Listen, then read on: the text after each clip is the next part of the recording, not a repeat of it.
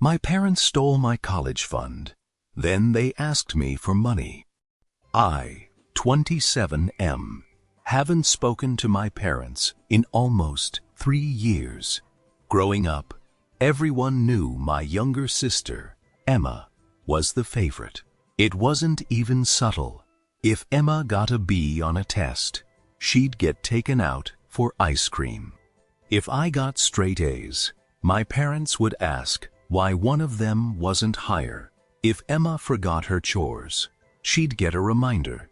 If I forgot mine, I'd lose privileges for a week. I learned early that life wasn't fair, and eventually I stopped trying to compete. I focused on school, got a part-time job at 16, and spent most of my teenage years saving money because I knew nobody was going to hand me anything. What I didn't know was that my grandparents had been saving money for me the entire time, and that's where this story begins. When I was 18, I got accepted into a good university. I was excited, not because of the school itself, because I thought I could finally leave home. A week before graduation, my grandfather called me. He sounded confused. "Did your parents already tell you?" "Tell me what?" "The college fund." I remember sitting up straight. "The what?" There was silence. Then my grandfather asked a question that changed everything. "You mean you don't know about it?" Apparently, my grandparents had been putting money aside for me since I was born.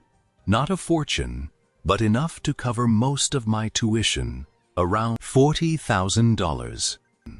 My grandfather had assumed my parents already told me they hadn't. I drove to my parents' house immediately. I thought there had to be some misunderstanding. There wasn't. When I asked where the money was, my mom looked nervous. My dad looked annoyed. Then they told me the truth. They'd used it. At first, I didn't understand. "What do you mean you used it?" My dad sighed like I was being difficult. "Your sister needed help." Emma was 16 at the time. She wanted a car, not just any car, a brand new SUV. My parents couldn't afford it, so they took money from my college fund. Then more money. Then more, until almost all of it was gone. I actually laughed because I thought they were joking. They weren't. I looked at my mom. "You stole my college fund to buy Emma a car." "It wasn't stealing," she said immediately. "We planned on replacing it." "With what money?" Neither of them answered. Because there was no money, they never intended to replace it. I called my grandfather. Right there, in front of them, I told him everything.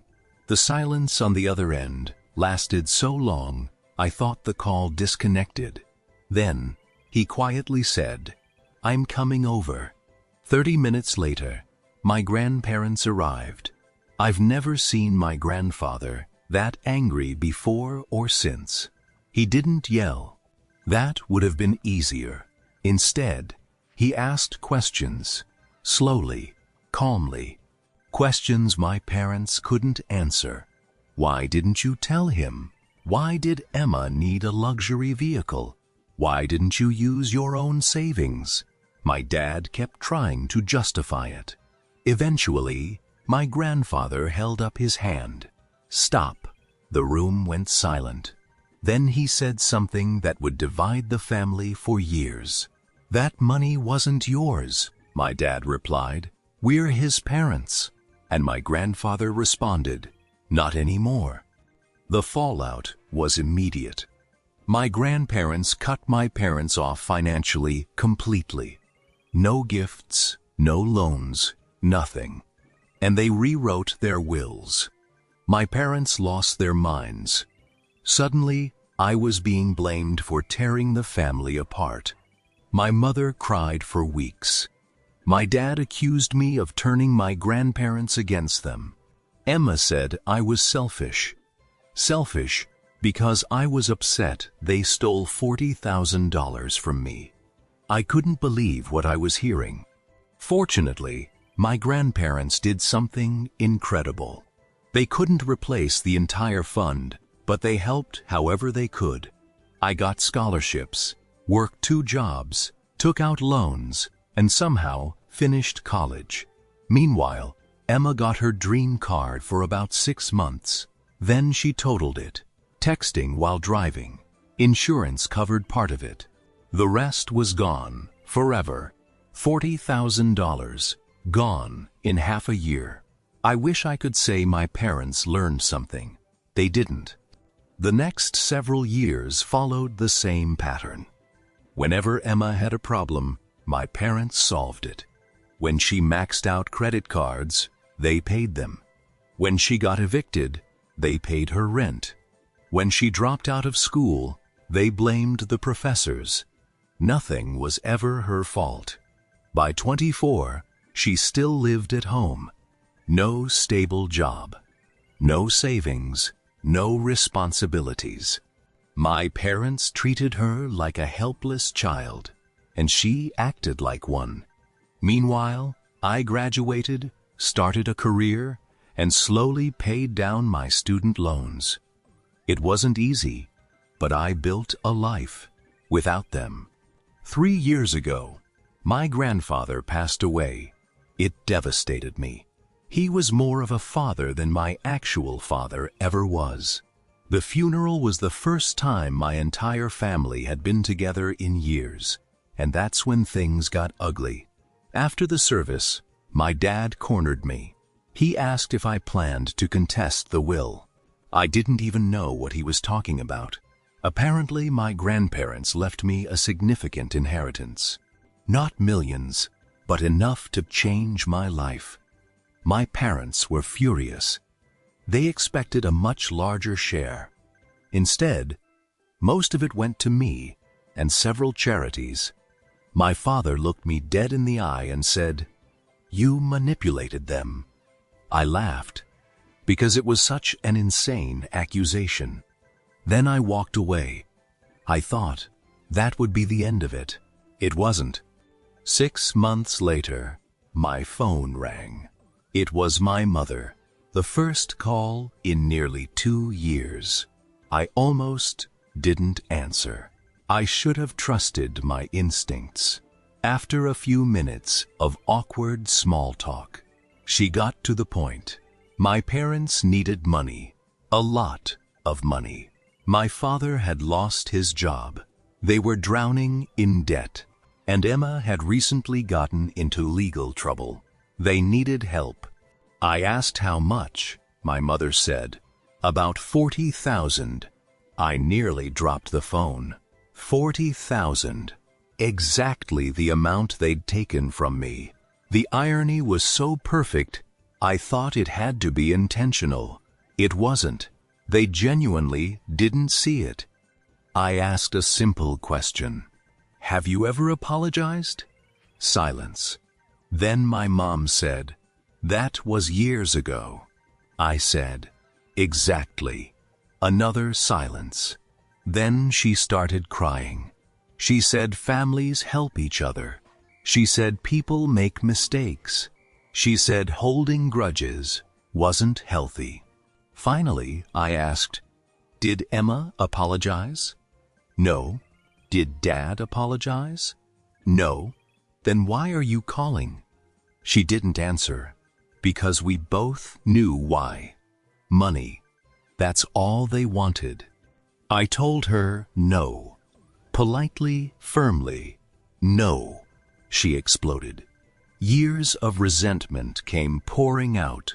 Apparently, I was selfish, cold, unforgiving, ungrateful. The usual.